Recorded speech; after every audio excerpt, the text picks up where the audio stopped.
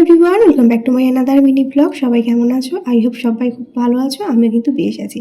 প্রথমে সবাইকে জানাই শুভ তৃতীয়া। তো আমাদের কিন্তু দুর্গাপুজো শুরু হয়েই গেল। তো দেখো, দুর্গাপুজো শুরু হলে কি হবে, আমার শপিংয়ের শেষ নেই।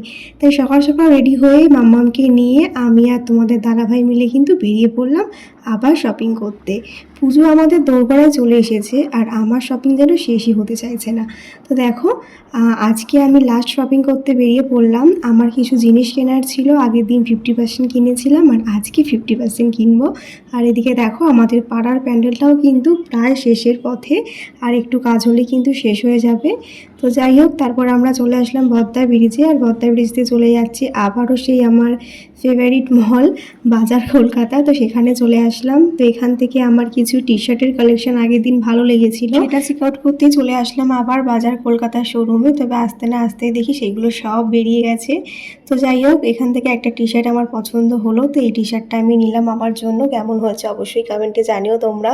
তারপরে আমরা চলে গেলাম হচ্ছে মেন কালেকশানে, কারণ সেখান থেকে তোমাদের দাদাভাই ওর ড্রেস দেখবে, মানে শার্ট বা টি শার্ট, তো ওখানে চুজ করছিল।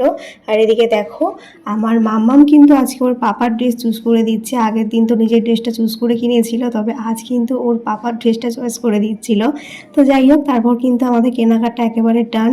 তো তোমার দাদাভাই চলে গেছে ওখানে বিল করতে, আর এদিকে কিন্তু আমরা এখন বেরিয়ে পড়ছি, কারণ তোমার দাদাভাই যাবে ডিউটি আর আমরা হয়ে গেছি অলরেডি লেট। তো যাই হোক, তারপর কিন্তু শপিং টপিং কমপ্লিট করে বেরিয়ে পড়লাম বাড়ি যাওয়ার উদ্দেশ্যে। তো চলো, আজকের মতন ব্লগটা এখানে শেষ করলাম।